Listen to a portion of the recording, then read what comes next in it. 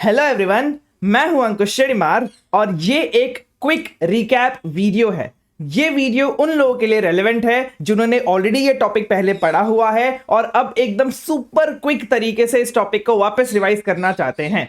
ये वीडियो तब बहुत ज्यादा रेलेवेंट है जब आप मॉक टेस्ट से पहले रिवाइज कर रहे होंगे या फिर आपके 1.5 डेज रिवीजन से पहले ये वीडियो बहुत ज्यादा रेलेवेंट है। अगर आप वो लोग हैं जिनको एकदम डिटेल्ड में रिवाइज करना है या फिर आप फर्स्ट टाइमर्स हैं तो आपके लिए हमने already 100% free detailed revision videos YouTube पे अवेलेबल करा दिए हैं, जिसके लिंक आपको नीचे पिन्ड कमेंट्स और डिस्क्रिप्शन में मिल जाएगी। Thank you so much. Bank audit में सबसे पहले था बैंक के क्या डिस्ट्रीब्यूशन कैरेक्टरिस्टिक्स है जो उसको डिफरेंट बनाते हैं from other organization. Large volume के कॉम्प्लेक्स नेटवर्क है, उसके पास transactions directly initiated by customer होता है, इसलिए हम रेगुलेटरी रिक्वायरमेंट्स को फुलफिल नहीं कर पाते। स्पेशल ऑडिट कंसीडरेशंस क्या है, आपके स्केल ऑफ ऑपरेशंस इतना बड़ा है कि आप रेगुलेटरी रिक्वायरमेंट्स को फुलफिल नहीं कर सकते। न्यू प्रोडक्ट्स डेवलप करते हो जो डिपेंडेंट होता है आईटी पे, तो आपको पर्टिकुलर रिस्क ऑफ नेचर होता है। लीगल फ्रेमवर्क में टाइम पास वाली चीजें हैं। फॉर्म की बात करो, फॉर्म ए में आपका बैलेंस शीट है, फॉर्म बी में आपका पीएनएल है। इंडिया सबका डिफर किया है आरबीआई ने सारे शेड्यूल कमर्शियल बैंक्स के लिए, ठीक है। ऑडिट एंड अपॉइंटमेंट की बात करो, नेशनल और पब्लिक सेक्टर का जो बैंक्स है वो अपॉइंट करते हैं 4 और मोर स्टैट्यूटरी सेंट्रल ऑडिटर्स एंड एक सीएफएम को अपॉइंट करते हैं स्टैट्यूटरी ब्रांच ऑडिटर्स में। अपॉइंटमेंट लेटर जो बैंक मिलता है एससीएस को, उसमें क्या क्या होता है, प्रोसीजर रिक्वायरमेंट्स होती है, पीरियड होता है, अदर सेंट्रल स्टैट्यूटरी ऑडिटर के बारे में होता है, आपका प्रीवियस ऑडिटर के बारे में होता है, डिवीजन ऑफ वर्क होता है, स्कोप क्या है, स्पेशल रिपोर्ट्स को इंक्लूडेड है वो होती है।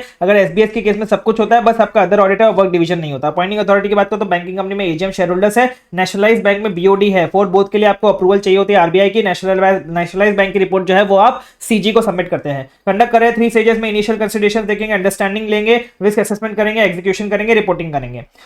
इनिशियल कंसिडरेशन में एक्सेप्टेंस, कंटीन्यूअस टर्म्स देखेंगे, कम्युनिकेशन करेंगे प्रीवियस ऑडिटर के साथ। अंडरस्टैंडिंग लेंगे बैंक के एनवायरमेंट की, बैंक अकाउंटिंग प्रोसेस की, रिस्क मैनेजमेंट प्रोसेस की। इफेक्टिव रिस्क मैनेजमेंट प्रोसेस में क्या क्या होता है सर, ओवरसाइट होता है टीसीडब्ल्यूजी का, आइडेंटिफिकेशन होता है, मॉनिटरिंग ऑफ रिस्क होता है, कंट्रोल एक्टिविटीज होती है, रिलायबल इंफॉर्मेशन सिस्टम होते हैं, मॉनिटरिंग एक्टिविटीज होती है, सीएम आपका जो हमने कंट्रोल कंपोनेंट्स के थे इंटरनल कंट्रोल वो होते हैं। रिस्क असेसमेंट की बात करते हैं, आइडेंटिफाई एंड असेस करना है रोमम को, ये हम यहाँ पे ला देते हैं, आइडेंटिफाई एंड असेस करना है रोमम को, यस सर। फिर प्रिपेयर करना है responses to assess risk, establish करना है ओवरऑल ऑडिट स्ट्रेटजी, रिपोर्टिंग करना है, डिस्कस जो हम डिस्कस करेंगे लेटर, ठीक है। स्पेशल कंसीडरेशंस आईटी एनवायरनमेंट की बात करते हो, बैंक को क्या क्या शेयर करना है, ओवरऑल आईटी पॉलिसी में आप कैसा डेटा प्रोसेस करते हो, इंटीग्रिटी कैसे मेंटेन करते हो, आपके रिपोर्ट्स में क्या एमआईएस रिपोर्ट है, क्या एक्सेप्शन रिपोर्ट है, एंड कैसे आप इंफॉर्मेशन लेते हो जो आपको फाइनेंशियल स्टेटमेंट से डिस्क्लोज करनी है। की सिक्योरिटी कंट्रोल एस्पेक्ट क्या है जो ऑडिटर एस्टेस करता है कंप्यूटराइज्ड बैंक में। ऑथराइज्ड चेंजेस एंड चार्जेस, कोई भी अनऑथराइज नहीं होने चाहिए, अगर अनऑथराइज है तो एसओडी से ऑथराइज पर्सन ही डेटा पे कंट्रोल रख पाएगा। वेरीफाई करना है चेंजेस ऑथेंटिकेटेड होने चाहिए, चार्जेस ऑथराइज होने चाहिए, अनऑथराइज अमेंडमेंट नहीं होने चाहिए, एसओडी होना चाहिए, कंप्लीट डेटा आपके पास होना चाहिए, एंड एक्सेस कंट्रोल्स मैच होने चाहिए रिस्पांसिबिलिटीज के साथ। जनरल इंटरनल कंट्रोल्स की बात करता हूं, एसओडी के 3 पॉइंट है, सिग्नेचर बुक के 4-5 पार्ट में। एक का काम दूसरे का काम चेक करेगा, एक का स्टाफ आपको रिस्पांसिबिलिटी जो है वो शिफ्ट करती रहनी चाहिए। सारे बैंक फॉर्म्स जो है वो पोजीशन ऑफ ऑफिसर में होंगे, अनदर ऑफिसर उसको वेरीफाई करेगा। सिग्नेचर बुक का आपको रिस्पांसिबल ऑफिसर के पास रखना है, उसके पास ऑथराइज सिग्नेचर ऑथराइज ऑफिसर के पास उसका एक्सेस होना चाहिए। जो मेल ओपन करेगा, रिस्पांसिबल ऑफिसर ओपन करेगा, उसमें जो भी सिग्नेचर है वो सिग्नेचर बुक से चेक करेगा। अर्थमेटिकल एक्यूरेसी बुक्स की आपको एवरीडे चेक करनी है इंडिपेंडेंटली। लोन्स एंड एडवांसेस के इंटरनल कंट्रोल की बात करो, बोरोवर्स की क्रेडिट वर्दीनेस, मतलब बोरोवर्स देखो 3 बार सिक्योरिटीज देखो और सिक्योरिटीज के बेसिस पे ड्राइंग पावर कैलकुलेट करो और फिर उसको रिव्यू करो। क्या बोला मैंने, बोरोवर्स की क्रेडिट वर्दीनेस देखो, सफिशिएंट मार्जिन रखो सिक्योरिटीज का, सारी सिक्योरिटीज रिसीव होनी चाहिए, रिटर्न होनी चाहिए रिस्पांसिबल ऑफिसर के द्वारा, एंड कस्टडी होनी चाहिए 2 ऑफिसर्स के पास। सारी सिक्योरिटीज रजिस्टर होनी चाहिए नेम के बैंक के खुद के नाम पे। सारे अकाउंट्स आपको ड्राइंग पावर के अंदर रखने हैं। सैंक्शन लिमिट भी, एडिशनल टेंपरेरी लिमिट आप maximum 20% of existing limit and maximum 90 days के लिए दे सकते हो। ऑपरेशन जो आपको करना है, हर एक अकाउंट को रिव्यू करना है एटलीस्ट वंस एवरी ईयर में। कैश इंटरनल कंट्रोल्स की बात करता हूं, कैश आपका ज्वाइंट कस्टडी में होना चाहिए, 2 रिस्पांसिबल ऑफिसर के, उसको टेस्ट चेक करना है डेली। एक्चुअल कैश जो आपका एग्री करना है balance in books of accounts में every day. High value cash है आपका, high value officer, high value cash receipt payments आपके हाई वैल्यू ऑफिसर वेरीफाई करेगा। पेमेंट्स जो है आपका अप्रूव्ड होने के बाद ही होनी चाहिए। कैशियर के पास कोई भी कस्टमर के अकाउंट्स का एक्सेस या फिर डे बुक का एक्सेस नहीं होना चाहिए। क्रेडिट कार्ड ऑपरेशंस के इंटरनल कंट्रोल्स की बात करता हूं, इफेक्टिव स्क्रीनिंग करना है, क्रेडिट असेसमेंट करना, कंट्रोल रखना अपने storage and issue of cards में। मर्चेंट पहले कंफर्म करेगा अनयूटिलाइज्ड लिमिट को बिफोर एक्सेप्टिंग कार्ड, फिर प्रॉम्प्ट रिपोर्टिंग कर देगा मर्चेंट सारे सेटलमेंट्स की। रीइंबर्समेंट करेंगे मर्चेंट को only after verification of acceptance of card, और सारे रीइंबर्समेंट आप इमीडिएटली चार्ज करने हैं कस्टमर के अकाउंट में, ठीक है। Yes sir. फिर हम बात करते हैं इंटरनल ऑडिट इंस्पेक्शन की। इसमें रिस्क असेसमेंट प्रोसेस में क्या इंक्लूड होता है, identify inherent and control risk at what level है, और फाइनली प्रिपेयर कर देंगे रिस्क मैट्रिक्स को। आइडेंटिफाई करेंगे इनहेरेंट रिस्क को, इफेक्टिवनेस ऑफ कंट्रोल को, कंट्रोल रिस्क को, लेवल ऑफ रिस्क बताएंगे और रिस्क मैट्रिक्स बना देंगे।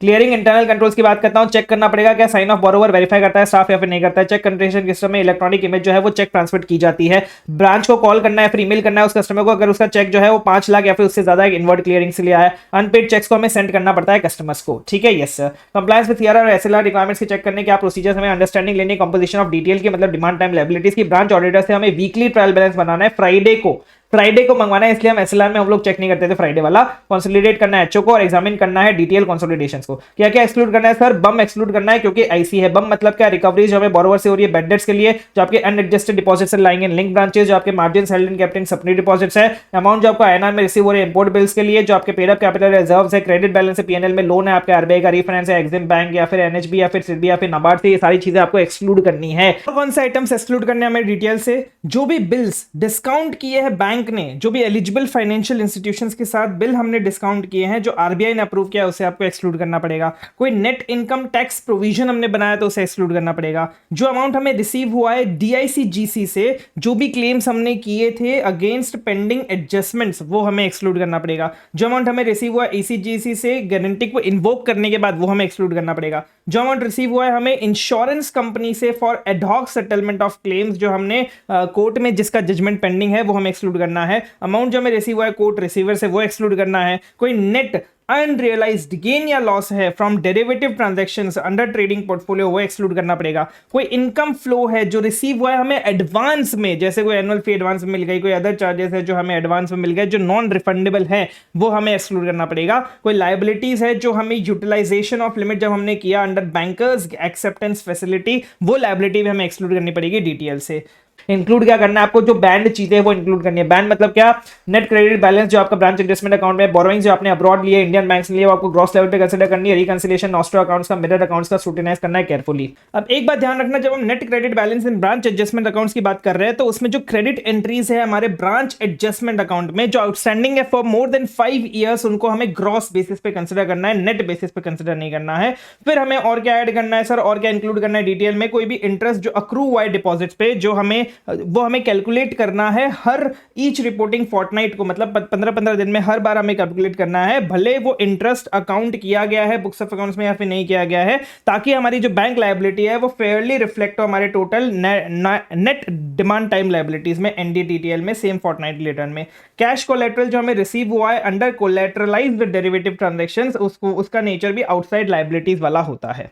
जब हम एग्जामिन कर रहे हैं कंप्यूटेशन ऑफ डीटीएल, तो ऑडिटर स्पेसिफिकली एग्जामिन कर सकता है कि हमारे जो एग्जेम्प्टेड कैटेगरीज है इन आइटम्स की, वो एग्जाम्प्ट अच्छे से हुए हैं या फिर नहीं हुए। क्या कैटेगरीज है सर एग्जाम्प्टेड कैटेगरीज?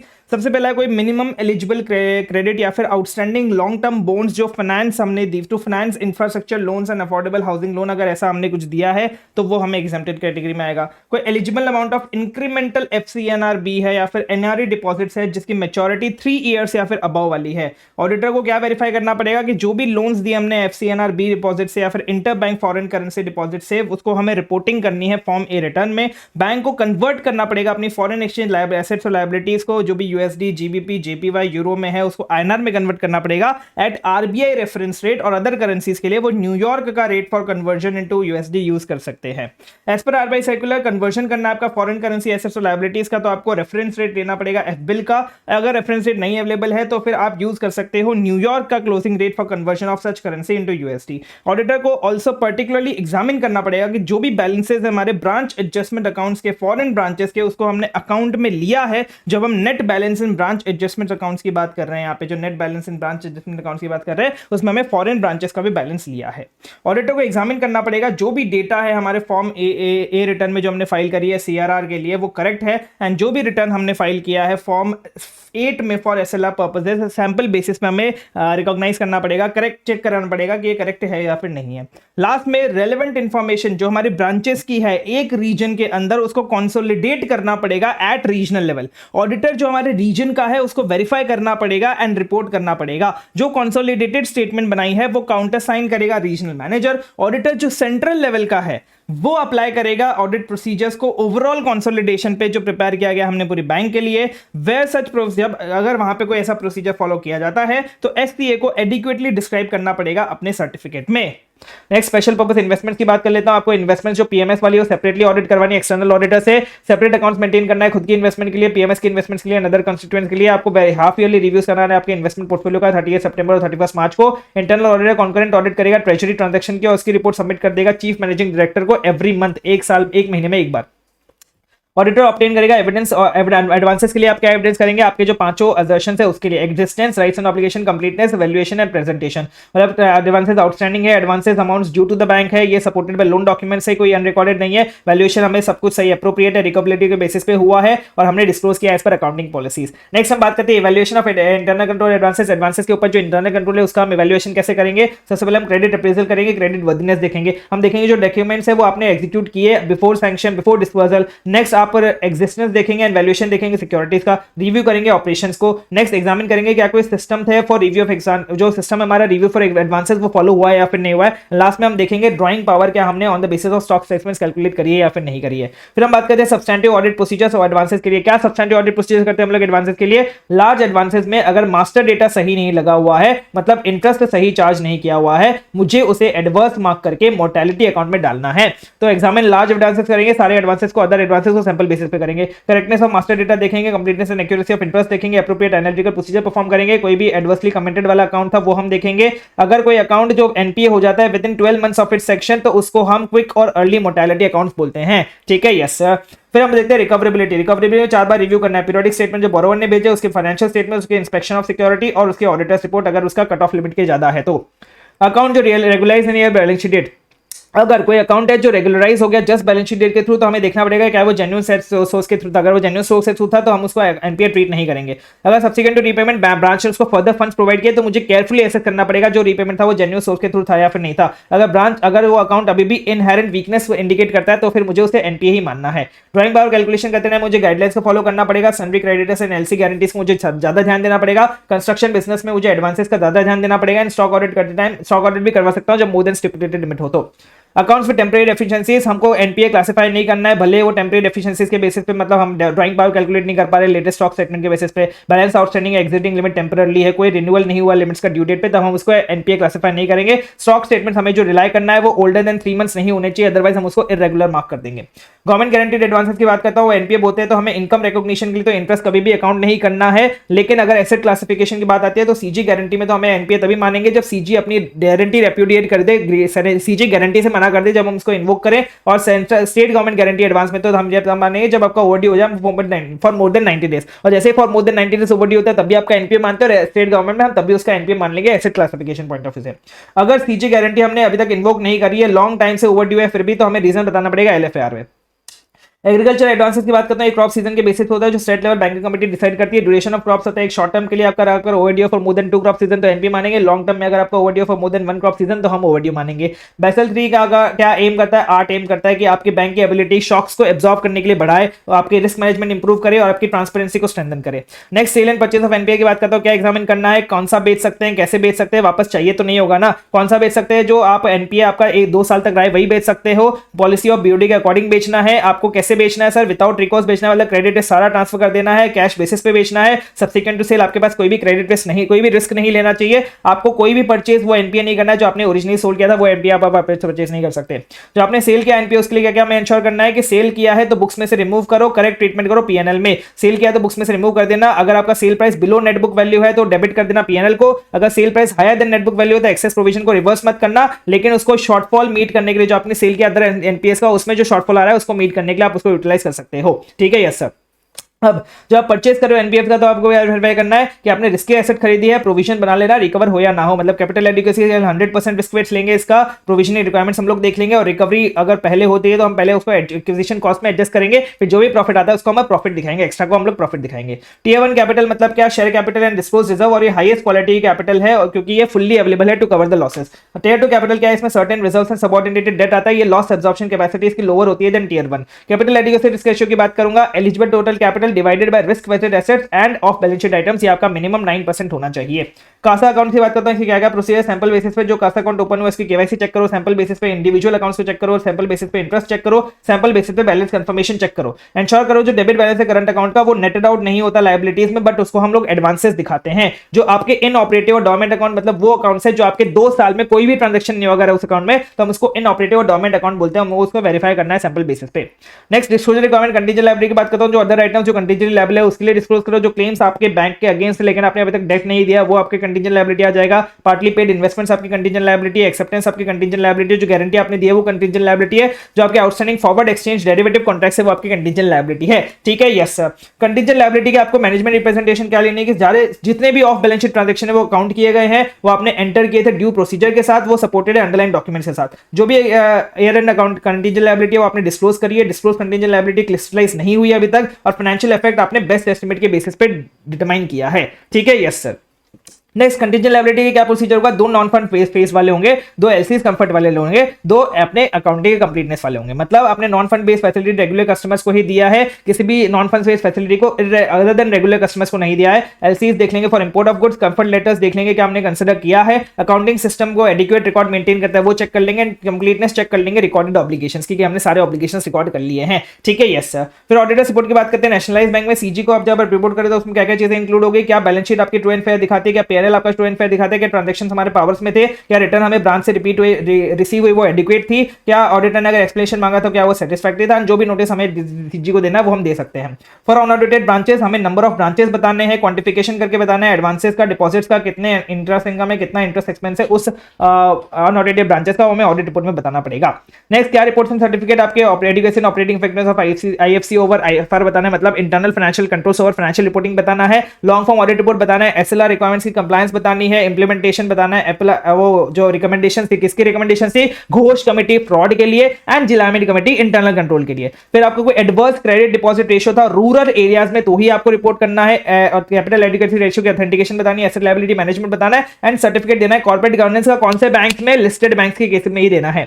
एलएफआर की बात करते हैं, लॉन्ग फॉर्म ऑडिट रिपोर्ट, ये हम एससीएस और एसबीएस दोनों देते हैं। एसबीएस आपका क्वेश्चनर के फॉर्म में देते हैं एससीएस को, एससीएस दे देते हैं मैनेजमेंट को आफ्टर कंसोलिडेशन। ये जो एलएफआर है वो एसीबी को सबमिट करते हैं ऑडिट कमेटी बोर्ड को, जिसमें हम एक्शन टेकन बताते हैं, रेगुलेटरी के लिए कॉपी देते हैं एलएफआर का, और बोर्ड का जो व्यू है वो हम लोग सबमिट कर देते हैं आरबीआई को विद इन 60 डेज। जब एससीएस ने हमें एलएफआर सबमिट किया था उसके 60 डेज के अंदर। स्कोप क्या है सर, कॉम्पिटेंट ऑडिट की बात करते हैं, कैश, इन्वेस्टमेंट्स, डिपॉजिट, उसको एडवांसेस दे दिया, फॉरेन एक्सचेंज और हाउसकीपिंग। फॉरेन एक्सचेंज की क्या प्रोसीजर है सर, अकाउंट के 3 प्रोसीजर है, पैसा आना जाना 4 to 5 प्रोसीजर। हम चेक करेंगे जो एफसीआरआर में आपके डेबिट क्रेडिट है वो परमिसेबल है, यानी बैलेंस है जो नॉस्ट्रो अकाउंट में डिफरेंट करेंसीज में विद इन लिमिट्स है या फिर नहीं है, और जो नॉस्ट्रो एंड वॉस्ट्रो का वेरिफिकेशन और रिकंसिलिएशन करेंगे। वैसा आना जाना मतलब इनवर्ड एंड आउटवर्ड रेमिटेंस देखेंगे, फॉरेन बिल्स जो आपने नेगोशिएट किए वो देखेंगे, एंड फॉरवर्ड कॉन्ट्रैक्ट्स देखेंगे, एक्सटेंशन एंड कैंसिलेशन देखेंगे उनका। ठीक है, यस सर। अब एडवांसेस की बात करता हूं, उसकी क्या प्रोसीजर, लोन देते वक्त आपको देखना है सैंक्शन प्रॉपर्ली किया एज पर डेलीगेटेड अथॉरिटी किया है, सिक्योरिटीज हमें मिल चुकी है। लोन देने के बाद क्या देखेंगे, पोस्ट डिस्बर्समेंट सुपरविजन देखेंगे, मिस यूटिलाइजेशन किया है फिर डाइवर्जन ऑफ फंड्स किया है फिर नहीं किया वो चेक करेंगे, एलसीबीजी बिल्स देखेंगे, लेटर्स ऑफ क्रेडिट देखेंगे, बैंक गारंटीज देखेंगे एंड फॉलो अप लेंगे ओवरड्यू बिल्स का। ठीक है, यस सर। अपॉइंटमेंट कौन करता है सर, आप या तो खुद के स्टाफ का कर लो, एक्सटर्नल ऑडिटर का कर लो। अगर खुद के स्टाफ का करें तो एक्सपीरियंस होना चाहिए, वेल ट्रेंड होना चाहिए, सीनियर होना चाहिए, इंडिपेंडेंट होना चाहिए, जिस ब्रांच का वो ऑडिट कर रहा है उससे। एसीबी ऑफ बैंक जो डिसाइड करेगा मैक्सिमम टेन्योर एक्सटर्नल ऑडिटर्स का, लेकिन वो 5 ईयर से ज्यादा नहीं होना चाहिए। अगर ब्रांच का ऑडिटर है तो फिर वो 3 ईयर से ज्यादा नहीं होना चाहिए। अगर एक्सटर्नल फंड अपॉइंट करती है और वो सीरियस ओमिशन कमीशन कर देते हैं उसकी वर्किंग में, तो उसकी अपॉइंटमेंट को हम कैंसिल कर सकते हैं एंड रिपोर्ट कर सकते हैं आरबीआई और आईसीआई को कि भाई इन्होंने गलत काम किया है। रिपोर्टिंग सिस्टम कॉन्करेंट ऑडिटर्स का क्या है, आप प्रॉपर रिपोर्टिंग करोगे, फाइंडिंग्स की क्वार्टरली रिपोर्टिंग करोगे आप एसीबी को, जोन वाइज रिपोर्टिंग करोगे फाइंडिंग्स की, और एनुअल रिपोर्ट आप ऑडिट कर रिपोर्ट सबमिट करोगे एसीबी को। बिफोर सबमिशन आप डिस्कस करोगे इंपॉर्टेंट इश्यूज, माइनर इरेगुलरिटीज को आप टाइमली मैनर पे रेक्टिफाई करवा सकते हो। कोई सीरियस इरेगुलरिटी है तो रिपोर्ट करो एचओ को ताकि वो इमीडिएट एक्शन ले सके। फ्रॉड आपको इमीडिएटली रिपोर्ट करना, इंस्पेक्शन ऑडिट डिपार्टमेंट एचओ को, chief vigilance officer branch manager को अगर वो इन्वॉल्व नहीं है तो, unless he is involve. Follow up report आपको हाई प्रायोरिटी पे करना है। एमसीक्यू पॉइंट्स की बात करते हैं, आरबीआई को आरबीआई बोलता है कि भाई, आरबीआई बोलता है सतर्क रहिए, सावधान रहिए, वो बात नहीं बोल रहा हूं मैं। ये बोल रहा है कि आरबीआई बोल रहा है कि भाई एससीएस को वेरीफाई करना है, कंप्लायंस विद एसएलआर रिक्वायरमेंट्स 12 और डेट्स पे करना है, डिफरेंट मंथ्स की 12 और डेट्स देनी है, लेकिन वो फ्राइडे भी नहीं होना चाहिए। आपको स्पेशल अटेंशन देना है उन क्रेडिट और डेबिट एंट्रीज जो आपकी रिकंसिलिएशन स्टेटमेंट में आ रही है जो अनरिस्पॉन्डेड है फॉर मोर देन 15 डेज। जो बैलेंसेज है आपके आउटसाइड इंडिया वाले उनको आपको कन्वर्ट करना है एनआर में, exchange it on the date of balance sheet. जो इन्वेस्टमेंट क्लासिफाइड एज एनपीए तभी होंगे जब उसका इंटरेस्ट ऑफ प्रिंसिपल ओवरड्यू होता है for more than 90 days. Account जहां पे लिमिट रिव्यू नहीं की गई है within 180 days from the due date और डेट ऑफ फंक्शन, तो उसको हम बोलेंगे, उसको हम एनपीए मान लेंगे। जहां पे रिव्यू नहीं हुआ या फिर रिन्यू नहीं हुआ है 180 डेज तक। एसेट क्लासिफिकेशन जो होगा वो बोरोवर वाइज होगा, फैसिलिटी वाइज नहीं होगा। सारी फैसिलिटीज को हम एनपीए मान लेंगे। फिक्स एसेट्स को हम 2 पार्ट में क्लासिफाई करते हैं, premises and other fix assets. जो बैंकिंग कंपनी को कोई भी एक्वायर्ड इमूवेबल प्रॉपर्टी वो होल्ड नहीं कर सकती for more then 7 years unless वो खुद के यूज के लिए यूज कर रहे हो। 7 ईयर्स कहां से देखेंगे, from the date of acquisition. ठीक है, यस सर। जो नॉन बैंकिंग एसेट्स आपने एक्वायर किए from the satisfaction of claims, आपको रिकॉर्ड किस पे करोगे, या तो उसकी net book value of the advance या फिर एनआरवी ऑफ द एसेट्स, दोनों में से जो भी लोअर है उस पे आपको रिकॉर्ड करना है। सारे commercial banks excluding regional rural banks and local area India banks follow करेंगे स्ट्रेचिंग फ्रेमवर्क को। एनआरई अकाउंट जो होता है वो एनआरआई और person of Indian origin open करते हैं। जो आपका एनआरओ अकाउंट होता है वो सारे के सारे एनआरस ओपन कर सकते हैं। एनआरई अकाउंट आपका रिपैट्रिएबल होता है, एनआरओ अकाउंट आपका रिपैट्रिएबल नहीं होता, एक्सेप्ट कोई करंट इनकम हो तो आप रिपैट्रिएट कर सकते हो। जो आपके बल्क टर्म डिपॉजिट्स होते हैं, मतलब 2 करोड़ और मोर वाले जो टर्म डिपॉजिट होते हैं एसटीबीज के अंदर, उसमें आपको वेरीफाई करना पड़ता है करेक्ट रेट ऑफ इंटरेस्ट आपने ऑफर किया कि नहीं किया। डिपॉजिट जो आपके फॉरेन करेंसीज में, उसमें हमें इंटरेस्ट 360 डेज इन ईयर के बेसिस पे पे करना होता है। इंटर ऑफिस ट्रांजैक्शन को आप बोरोइंग नहीं दिखा सकते। जो आपका रिकमेंडेशन है committee of legal aspects on bank frauds, वो सिर्फ हमारे वो सारे एससीबीज पे एप्लीकेबल है, आरआरबीज पे एप्लीकेबल नहीं है, मतलब रीजनल रूरल बैंक्स पे एप्लीकेबल नहीं है। रेम्यूनरेशन जो कॉन्करेंट ऑडिटर की होगी एक्सटर्नल फर्म्स वालों की, वो एसीबी फिक्स करेगा। और जो बल्क पेपर अगर आप परचेज कर रहे हो सिक्योरिटी पेपर का, तो उसको हम राइट ऑफ करते हैं ओवर द पीरियड, मतलब उसको हम डेफर्ड रेवेन्यू एक्सपेंडिचर मानते हैं। और यहां पे आपका पूरा बैंक ऑडिट जो है वो खत्म हो गया है। आई होप आपको सारी चीजें अच्छे से समझ में आ गई होंगी। इसको रिवाइज करते रहिए तो आपको ये याद होता रहेगा। अब हमारा नेक्स्ट लेक्चर होगा, नेक्स्ट हमारा लास्ट टॉपिक होगा, दैट इज एनबीएफसी ऑडिट। ठीक है, यस सर, इस बार ऑडिट में एग्जामिनेशन पर हम सीए बनेंगे, बस दुआ में याद रखना। Thank you, bye bye.